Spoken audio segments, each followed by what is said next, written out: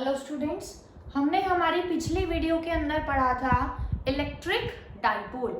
आज हम पढ़ने जा रहे हैं इलेक्ट्रिक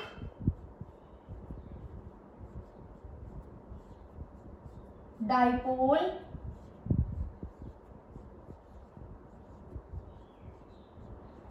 क्रिएट्स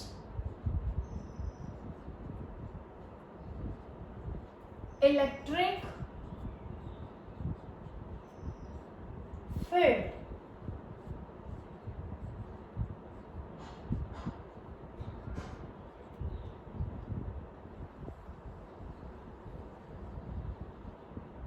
यहाँ पे इसका क्या मतलब है कि इलेक्ट्रिक डाइपोल क्या करेगा, क्रिएट करेगा। किसको क्रिएट करेगा? इलेक्ट्रिक फील्ड को। कैसे क्रिएट करेगा? सपोज करो, देखो हमारे पास हमने क्या ले लिए, दो चार्जेस, दोनों चार्ज क्या है हमारे पास, प्लस क्यू। हमने पढ़ा हुआ है कि फील्ड लाइन निकलेंगी किधर, दोनों से आउटवर्ड डायरेक्शन में, तो एरो हेड किधर आएंगे, आउटवर्ड डायरेक्शन में। सिमिलरली इस चार्ज की वजह से भी क्या ड्रॉ करेंगे हम, इलेक्ट्रिक फील्ड लाइंस।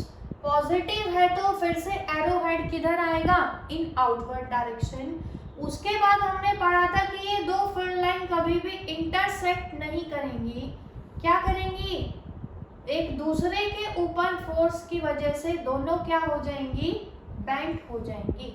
तो हमने ये प्रॉपर्टी पढ़ी थी किसके अंदर, इलेक्ट्रिक फील्ड लाइन के अंदर, कि दो फील्ड लाइन कभी भी इंटरसेक्ट नहीं करेंगी। अगर हमारे पास ये चार्ज Q और ये क्या है हमारे पास, पॉजिटिव चार्ज Q, तो अगर ये चार्ज हमारे पास क्या होगा, सोर्स चार्ज, या इसका कोई इलेक्ट्रिक फील्ड नहीं होगा, अगर इसका कोई इलेक्ट्रिक फील्ड नहीं होगा तो ये इसके ऊपर कोई भी फोर्स नहीं लगाएगा।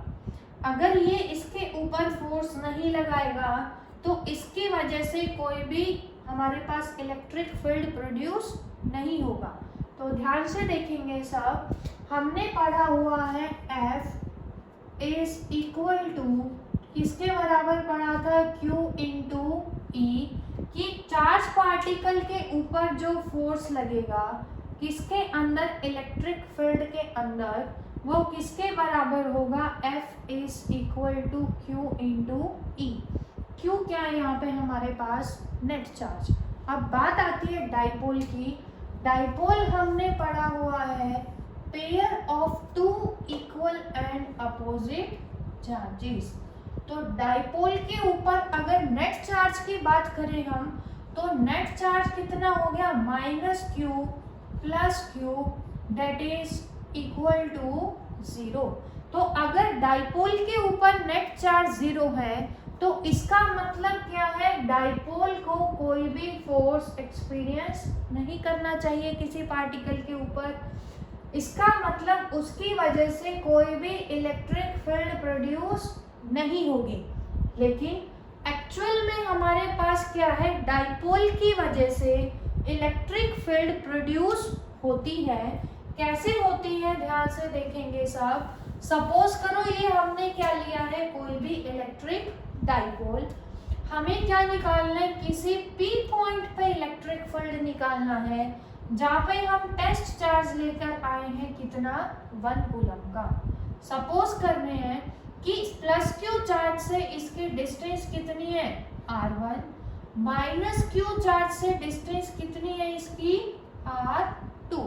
अब ध्यान से देखेंगे सब, ये चार्ज इसके ऊपर क्या लगाएगा, फोर्स। पॉजिटिव को क्या करेगा, रिपेल, जिसकी वजह से फोर्स किधर एक्ट करेगा, आउटवर्ड डायरेक्शन में। जो फोर्स की डायरेक्शन है सेम किसकी है, E की। तो ये क्या आ गई हमारे पास, इलेक्ट्रिक फील्ड की डायरेक्शन।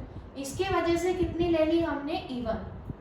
सिमिलरली माइनस क्यू भी क्या करेगा, इसके ऊपर फोर्स लगाएगा, अपनी तरफ क्या करेगा, अट्रैक्ट। तो फोर्स किधर लगेगा, अंदर की तरफ। फोर्स अंदर लगेगा तो E भी किधर लगेगा, अंदर की तरफ। अब ध्यान से देखेंगे सब, हमारे पास कितने, हमारे पास है इलेक्ट्रिक फील्ड 2, लेकिन हमें क्या निकालनी है, नेट इलेक्ट्रिक फील्ड। कैसे निकालेंगे? इनके रिजल्टेंट से निकालेंगे। इसका मतलब ऑब्जेक्ट के ऊपर, पी पॉइंट के ऊपर जो टेस्ट चार्ज हमने रखा है वहाँ पे कुछ ना कुछ इलेक्ट्रिक फील्ड होगा, इसीलिए इलेक्ट्रिक डाइपोल क्या करता है हमारे पास? इलेक्ट्रिक फील्ड को क्रिएट करता है।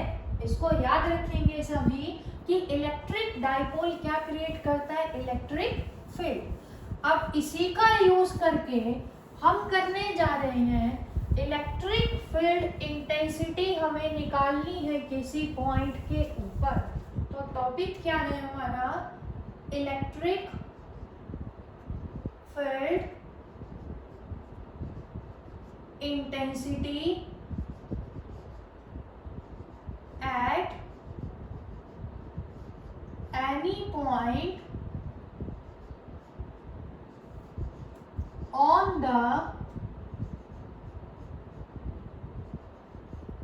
axial line of electric dipole। Electric dipole की एक्सियल लाइन के ऊपर हमें कोई पॉइंट लेना है और उस पॉइंट के ऊपर हमें क्या निकालनी है? Electric field intensity. तो सबसे पहले हमें क्या पता होना चाहिए? एक्सियल का मतलब डाइपोल जो है हमारे पास, सपोज करो क्या है, that is pair of two equal and opposite charges minus Q and plus Q. तो एक्सियल का मतलब क्या है हमारे पास?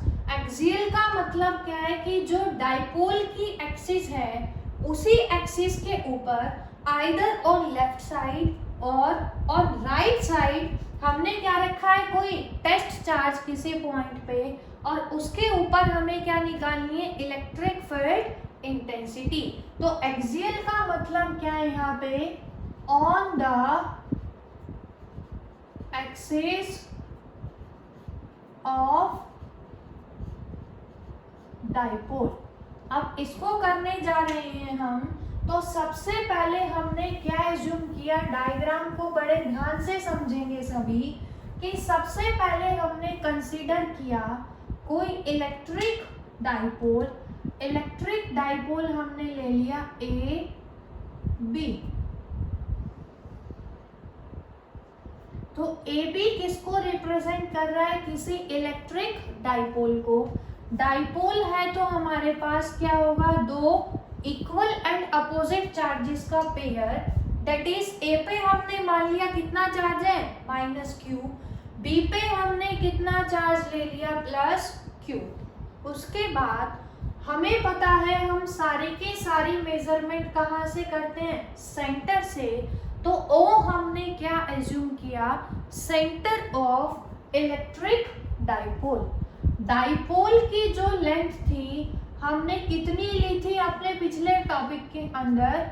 2a। अब O अगर सेंटर है डाइपोल का तो AO की वैल्यू कितनी होगी हमारे पास? A। सिमिलरली OB की वैल्यू भी कितनी होगी हमारे पास? A।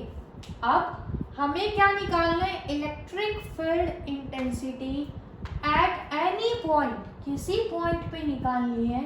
कहाँ पे? जो पॉइंट है वो किधर है? एक्सियल लाइन पे। तो हम एज्यूम कर रहे हैं कि पॉइंट पे लाई कर रहा है किधर? राइट साइड में। पॉइंट पी पे हमने क्या रख दिया? एक test charge, that is unit positive. Unit positive का मतलब क्या है? हमने +1 कूलम का चार्ज रखा किसी पॉइंट पी पे। अब जो पॉइंट पी है, सभी मेजरमेंट कहाँ से करते हैं? सेंटर से। तो पॉइंट पी की डिस्टेंस सेंटर से कितनी ले लिए हमने हमारे पास? हमेशा जिस पॉइंट पे हमें निकालना हो उसको इजियर कैलकुलेशन के लिए सेंटर से पॉइंट के डिस्टेंस को क्या ले लेंगे सभी? r। जैसे हम लेंथ ऑफ डाइपोल कितना ले रहे हैं? 2a। अब हमें देखना है कि P पॉइंट पे नेट इलेक्ट्रिक फील्ड कितना हमारे पास लगेगा। उसके लिए ध्यान से देखेंगे, हम एज्यूम कर रहे हैं late E1 is the electric field at point P due to charge at A। हमने एज्यूम किया है कि P पॉइंट पे A की वजह से जो इलेक्ट्रिक फील्ड होगी कितनी होगी हमारे पास E1। अब ध्यान से देखेंगे सब, मैग्नीट्यूड अगर हम निकालेंगे इलेक्ट्रिक फील्ड इंटेंसिटी का तो क्या होगा हमारे पास, देखो A के ऊपर जो चार्ज रखा है हमारे पास कितना है -Q, P के ऊपर निकाल रहे हैं, इसकी वजह से इलेक्ट्रिक फील्ड इंटेंसिटी कैसा चार्ज है नेगेटिव, ये कैसा चार्ज है पॉजिटिव। कैसा फोर्स लगाएगा इसके ऊपर, अट्रैक्टिव फोर्स। अट्रैक्टिव हमेशा किधर लगता है, इनवर्ड। फोर्स अगर इनवर्ड होगा तो इलेक्ट्रिक फील्ड इंटेंसिटी भी किधर होगी, इनवर्ड। तो A की वजह से इलेक्ट्रिक फील्ड इंटेंसिटी हमने कितनी ले ली, E1। अब इलेक्ट्रिक फील्ड इंटेंसिटी का फॉर्मूला किसी चार्ज की वजह से in terms of source charge हमने क्या निकाला था, E इज इक्वल टू क्या निकाला था हमने, KQ/R²। तो यहाँ पे इसको यूज करेंगे E1। E1 किसके बराबर आएगा हमारे पास, E1 क्या है, magnitude of electric field intensity at point P due to charge -Q। कितनी आएगी, K -Q का, A पे कितना चार्ज रखा है -Q, जब मैग्नीट्यूड लेंगे कितना आएगा +Q, डिवाइडेड बाय इन दोनों के बीच के डिस्टेंस का स्क्वायर। डिस्टेंस कितनी है, AP²। इसकी वैल्यू पुट करेंगे कितना आएगा, KQ डिवाइडेड बाय AP की वैल्यू कितनी आएगी हमारे पास, ये डिस्टेंस कितनी है R, ये कितनी है A। तो AP किसके बराबर आएगा यहाँ से, AO + OP। AO की वैल्यू कितनी है A, OP की वैल्यू कितनी है हमारे पास R। तो AP की वैल्यू क्या आ गई यहाँ से, R + A। इसको पुट करेंगे यहाँ पे क्या आएगा, R + A का होल स्क्वायर। इसको हमने मान लिया इक्वेशन नंबर 1। सिमिलरली हम एज्यूम कर रहे हैं कि E2 is the electric field at point P due to charge at B। B की वजह से जो P पॉइंट पे इलेक्ट्रिक फील्ड इंटेंसिटी होगी उसको हमने क्या मान लिया, E2। अब ध्यान से देखेंगे सब डायग्राम के अंदर, B के ऊपर कैसा चार्ज रखा है, पॉजिटिव। P के ऊपर भी कैसा चार्ज रखा है, पॉजिटिव। पॉजिटिव पॉजिटिव क्या करेंगे, रिपेल। रिपल्सिव फोर्स हमेशा किधर लगता है, आउटवर्ड। फोर्स अगर आउटवर्ड तो E भी किधर होगा, आउटवर्ड। E को B की वजह से कितना लिया है हमने, E2। तो यहाँ से E2 की वैल्यू कितनी आएगी, E2 is equal to, E2 किसकी वजह से, due to charge at B। तो यहाँ पे क्या आ जाएगा, B पे चार्ज कितना है +Q is equal to KQ divided by BP का होल स्क्वायर। अब ध्यान से देखेंगे फिर से सभी, BP हमें निकालना है। कैसे निकालेंगे BP की वैल्यू, हम OP - OB। इस पूरे डिस्टेंस में से OP में से अगर OB को सब्ट्रैक्ट करेंगे तो क्या बचेगा, BP। कितना आएगा, R - A। तो क्या आ जाएगा, KQ divided by R - A का होल स्क्वायर। ये आ गई हमारे पास इक्वेशन नंबर 2। और ध्यान से देखेंगे सब, दोनों का न्यूमरेटर क्या है, सेम। हमें P पॉइंट पे क्या निकालनी है, नेट इलेक्ट्रिक फील्ड इंटेंसिटी निकालनी है। दोनों किधर जा रही है, अपोजिट में। तो कैसे निकालेंगे, सब्ट्रैक्ट करके। लेकिन किसमें से किसको सब्ट्रैक्ट करेंगे, ध्यान से देखेंगे। E1 का डिनोमिनेटर क्या है, डिनोमिनेटर R प्लस ए, E2 का डिनोमिनेटर R में से कुछ सब्ट्रैक्ट हो रहा है, इसका मतलब डिनोमिनेटर किसका, E2 का, वो क्या है, less than as compare to denominator of E1। जिसका डिनोमिनेटर बड़ा होगा उसका आंसर क्या आएगा हमारे पास, छोटा, और जिसका छोटा होगा उसका क्या आएगा, बड़ा। अब E2 के डिनोमिनेटर में R में से कुछ घट रहा है, तो E2 जो है वो बड़ा होगा, किससे बड़ा होगा, E1 से, क्योंकि इसका डिनोमिनेटर क्या है, less, because denominator is less.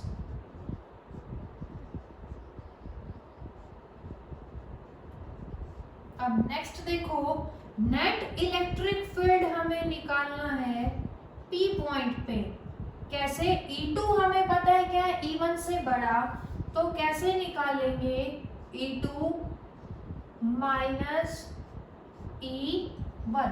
ध्यान से देखेंगे सभी, E2 की वैल्यू पुट करने जा रहे हैं हम, क्या आएगा, K cube divided by R minus A का होल स्क्वायर, माइनस E1 की वैल्यू क्या है, K cube divided by R plus A का होल स्क्वायर। दोनों में से क्या कॉमन आ रहा है, K क्यूब, अंदर क्या बचेगा, 1 अपॉन R माइनस ए का square minus 1 upon R plus A का स्क्वायर। इसको सिंप्लीफाई करेंगे, E नेट हमें किसके बराबर मिलेगा, K क्यूब, एलसीएम लेने जा रहे हैं हम, क्या आएगा, R प्लस ए का whole square minus R minus A का whole square divided by R minus A square into R plus A whole square. अब ध्यान से देखेंगे, होल स्क्वायर का जब फॉर्मूला सॉल्व करेंगे हमारे पास क्या आएगा, K cube, A plus B का होल स्क्वायर लगाएंगे, A square plus B square plus 2ab minus A minus B का होल स्क्वायर लगाएंगे, क्या आएगा, A square plus B square minus 2ab, लेकिन बाहर कैसा साइन है, नेगेटिव, तो क्या आ जाएगा, minus A square minus B square plus 2ab divided by, इसको देखो ध्यान से कैसे लिख सकते हो, a minus B, A plus B का होल स्क्वायर, क्या आएगा, R square minus A square का square, because a plus B, A minus B का होल स्क्वायर क्या आएगा, A square minus B square का होल स्क्वायर। अब ध्यान से देखेंगे सभी, ई नेट कितना आएगा हमारे पास, के क्यू, आर स्क्वायर से R square cancel out, A square से A square cancel out, 2ar plus 2ar क्या बन गया हमारे पास, 4ar divided by R square minus A square का स्क्वायर।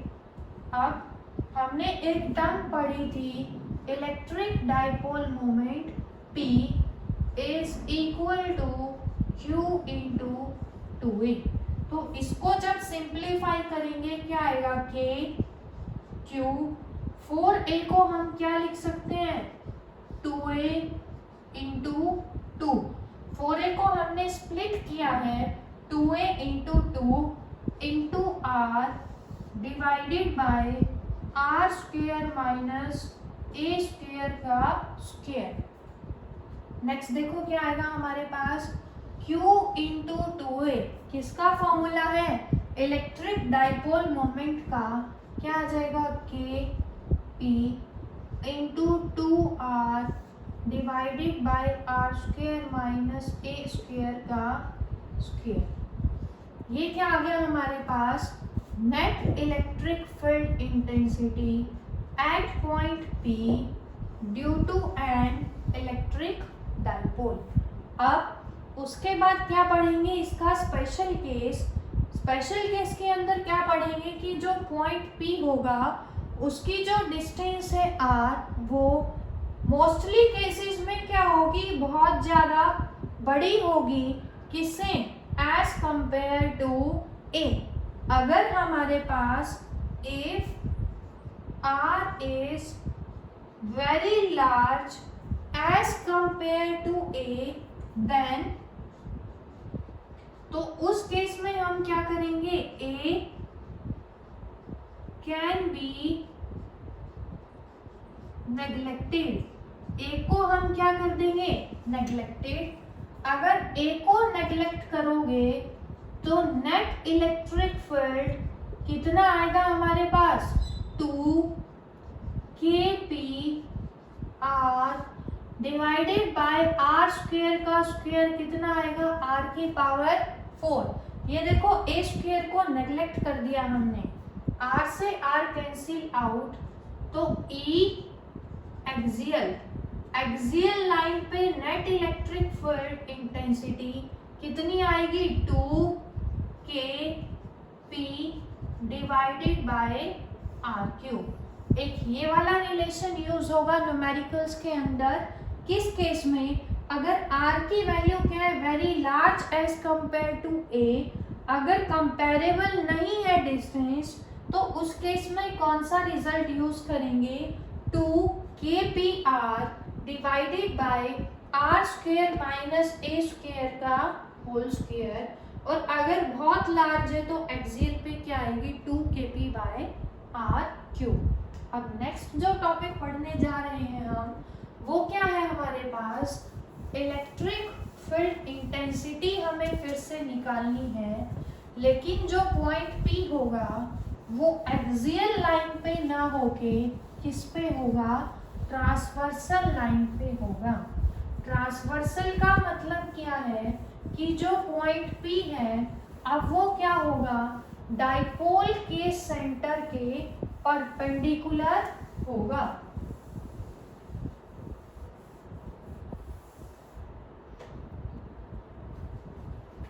ऑन द एक्सियल की जगह हम चेंज करने जा रहे हैं इक्वेटोरियल, या फिर इसका दूसरा नाम क्या है, ट्रांसवर्सल लाइन। ट्रांसवर्सल के अंदर जो पॉइंट P है वो क्या होगा, perpendicular to the centre of the dipole. Point P क्या होगा, परपेंडिकुलर। अब इसको समझने के लिए फिर से डायग्राम बनाने जा रहे हैं। हमने क्या ले लिया, फिर से कोई भी डाइपोल A B, A के ऊपर चार्ज रखा हुआ है कितना, -q, B के ऊपर चार्ज रखा हुआ है कितना, +q। हम एज्यूम कर रहे हैं कि क्या O क्या है इसका, mid point. Total length of dipole हमें पता है कितनी होती है, 2a। अगर O इसका सेंटर है तो ये डिस्टेंस कितनी होगी, a, और ये वाली डिस्टेंस भी कितनी आ जाएगी हमारे पास, a। अब हम ले रहे हैं किसके ऊपर point, perpendicular to the centre of the dipole. तो पॉइंट P को हमने ले लिया perpendicular to the centre of dipole. फिर से वहां पे कितना चार्ज रखेंगे, यूनिट पॉजिटिव चार्ज। अब पॉइंट P के डिस्टेंस सेंटर से हमने पिछले टॉपिक में भी ली थी, कितनी ली थी, r, तो यहाँ पे भी सेम रखेंगे, कितनी रखेंगे उस डिस्टेंस को, r। उसके बाद देखो क्या होगा, हम एज्यूम कर रहे हैं, late E1 and E2 are the electric field intensity at point P due to D. A और बी की वजह से हमने ए की वजह से इलेक्ट्रिक फील्ड इंटेंसिटी फिर से कितनी ली E1, बी की वजह से कितनी ली है E2। उसके बाद एक और चीज एज्यूम कर रहे हैं हम, let point P makes an angle theta with A and B।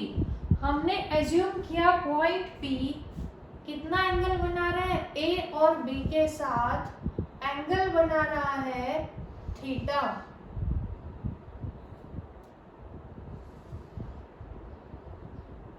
तो ये एंगल कितना आ गया थीटा, ये भी कितना हो गया हमारे पास थीटा। अब हमें निकालनी है फिर से net electric field intensity P point के ऊपर। तो सबसे पहले किसकी वजह से निकालेंगे, A की वजह से। A की वजह से हमने कितनी लिया इलेक्ट्रिक फील्ड इंटेंसिटी E1। अब ध्यान से देखेंगे A पे फिर से कैसा चार्ज रखा है, नेगेटिव चार्ज। P पे कैसा चार्ज है, पॉजिटिव चार्ज। तो ये नेगेटिव पॉजिटिव को क्या करेगा अपनी तरफ अट्रैक्ट। तो फोर्स किधर लगेगा, इनवर्ड। फोर्स अगर इनवर्ड होगा तो EB किधर होगा, इनवर्ड। कितना लिया है हमने A की वजह से E1। सिमिलरली B की वजह से P पे इलेक्ट्रिक फील्ड हमने कितना लिया है E2। B पे कैसा चार्ज रखा है, पॉजिटिव। पॉजिटिव पॉजिटिव क्या करेगा, रिपेल। रिपेल करेगा तो फोर्स आउटवर्ड। फोर्स आउटवर्ड अगर लगेगा तो EB किधर लगेगा, आउटवर्ड। अब हमें E1 और E2 का क्या निकालना पड़ेगा, नेट रिजल्टेंट। कैसे निकालेंगे, देखो उसके लिए काम करेंगे। सबसे पहले हमें निकालनी है E1 और E2 की वैल्यू। अब ध्यान से देखेंगे सभी, अगर हमारे पास ये डिस्टेंस कितनी है A, ये कितनी है R, तो पाइथागोरस थ्योरम से AP और BP की वैल्यू कितनी आएगी, अंडर रूट परपेंडिकुलर का स्क्वायर प्लस बेस का स्क्वायर। ये हमने निकाल ली सबसे पहले। अब क्या निकालने जा रहे हैं हम, E1। मैग्नीट्यूड जब निकालेंगे E1 का, किसकी वजह से है, माइनस Q चार्ज की वजह से। क्या आएगा, K माइनस Q का जब मोड लेंगे तो क्या बन जाएगा, पॉजिटिव। क्या आएगा, Q डिवाइडेड बाय AP, दोनों के बीच की डिस्टेंस का स्क्वायर। कितना आएगा, KQ डिवाइडेड बाय AP की वैल्यू कितनी निकाली है हमने, under root R square plus A square. इसका जब स्क्वायर करेंगे तो अंडर रूट हट जाएगा, क्या आएगा, R square plus A square. ये आ गई हमारे पास इक्वेशन नंबर 1। सिमिलरली किसकी वजह से निकालेंगे, B की वजह से। B की वजह से कितनी है, E2 कितनी आएगी, E2 इज इक्वल टू किसकी वजह से, due to charge plus Q is equal to KQ divided by BP का होल स्क्वायर। फिर से इसका स्क्वायर करेंगे, अंडर रूट हट जाएगा, क्या आएगा हमारे पास, KQ divided by R square plus A square का स्क्वायर।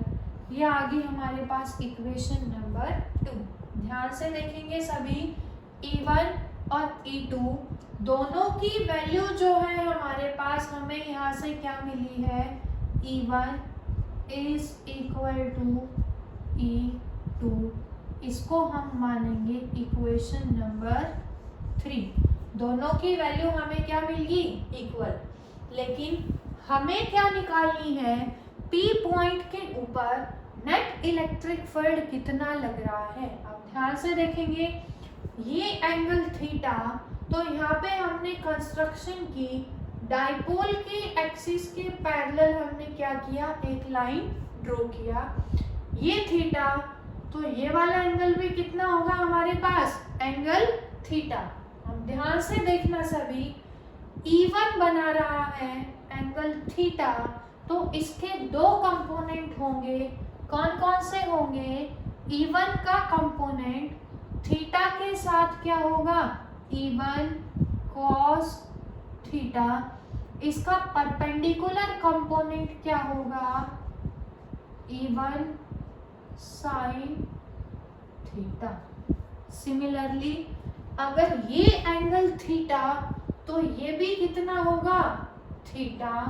अब ये थीटा इसके क्या है? वर्टिकली अपोजिट, तो ये भी कितना होगा हमारे पास? Theta.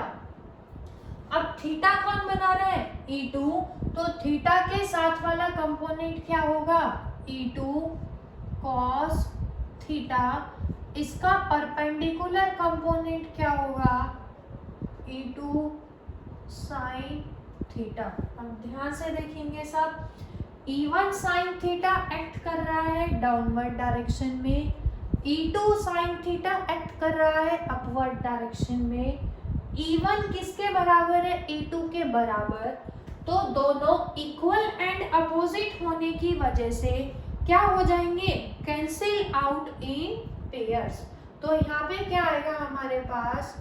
E1 sin theta and E2 sin theta will cancel out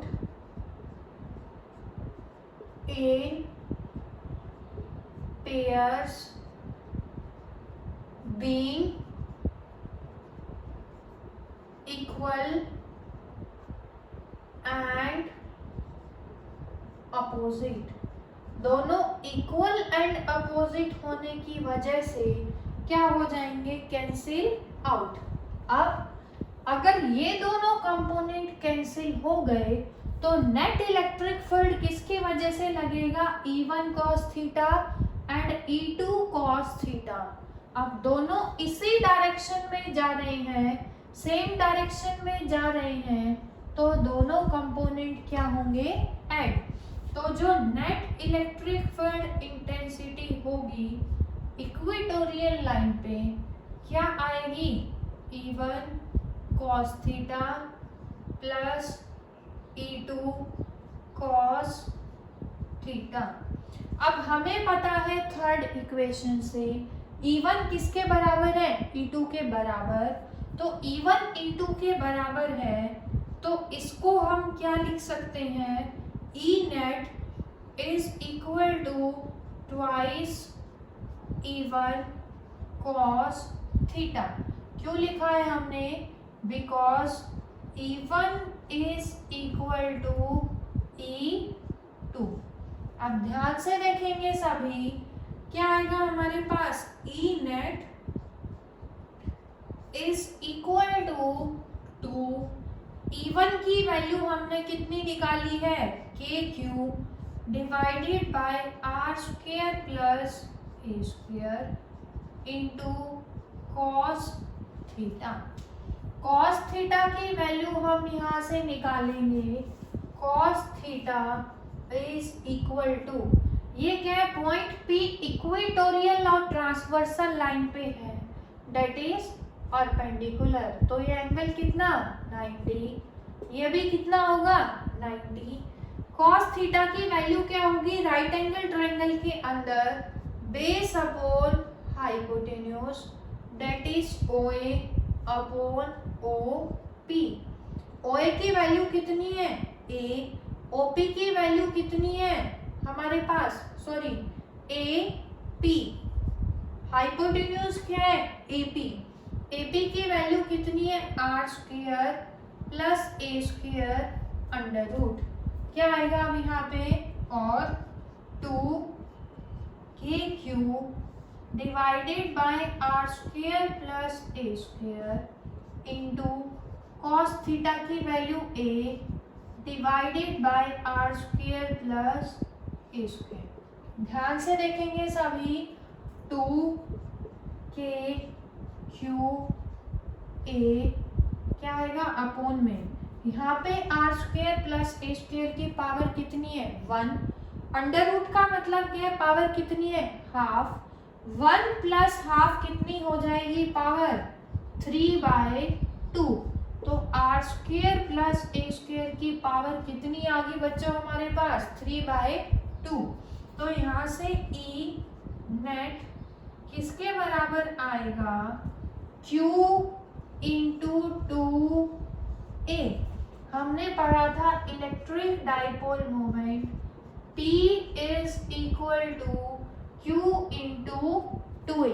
तो यहाँ से Q इंटू 2a को हम फिर से क्या लिख देंगे P क्या आएगा K T divided by R square plus A square की पावर 3/2। ये क्या आ गया हमारे पास नेट इलेक्ट्रिक फील्ड इंटेंसिटी कहाँ पे P पॉइंट पे due to an electric dipole. Point P क्या है परपेंडिकुलर है that is on the equatorial line है किसकी इलेक्ट्रिक डाइपोल के। फिर से स्पेशल केस पढ़ने जा रहे हैं। If point P is at a very large distance as compared to A। तो इस केस में A को क्या कर देंगे neglect. A can be neglected। तो यहाँ से हमें E नेट कहाँ पे इक्वेटोरियल लाइन पे इलेक्ट्रिक फील्ड इंटेंसिटी कितनी मिलेगी Kp डिवाइडेड बाय ए को नेग्लेक्ट कर दिया आर स्क्वेयर की पावर 3/2 और E equatorial is equal to Kp by R cube. ये रिजल्ट याद रखेंगे कि इक्वेटोरियल लाइन पे हमारे पास इलेक्ट्रिक फील्ड इंटेंसिटी नेट किसके बराबर आई Kp बाय आर क्यूब के बराबर आ रही है। अब ध्यान से देखेंगे एक्सियल के अंदर हमने इलेक्ट्रिक फील्ड इंटेंसिटी कितनी निकाली थी 2 Kp बाय आर क्यूब। पीछे देखेंगे सभी बच्चे एक बार एक्सियल के अंदर क्या निकाली थी हमने electric field intensity 2 Kp by R cube. तो क्या था E axial is equal to 2 Kp by r cube. अब यहाँ पे हमने इक्वेटोरियल लाइन पे कितनी निकाली है इलेक्ट्रिक फील्ड इंटेंसिटी। नीचे देखेंगे सभी क्या है Kp बाय आर क्यूब। अगर दोनों की रेशो निकालेंगे E axial divided by E equatorial किसके बराबर आएगा हमारे पास 2:1। 1 मार्क के क्वेश्चन के लिए ये भी रिजल्ट याद रखेंगे कि ई एक्सियल के रेशो इक्वेटोरियल के साथ हमेशा किसमें होगी इन द फॉर्म ऑफ 2:1। दोनों डेरिवेशंस को भी अच्छे से रिवाइज करेंगे क्योंकि बोर्ड पॉइंट ऑफ व्यू से ये भी क्या है हमारे पास इम्पोर्टेंट। आगे की वीडियो में हम डिस्कस करेंगे नेक्स्ट टॉपिक और ज़्यादा वीडियोस के लिए चैनल को सब्सक्राइब जरूर करें। Thank you very much.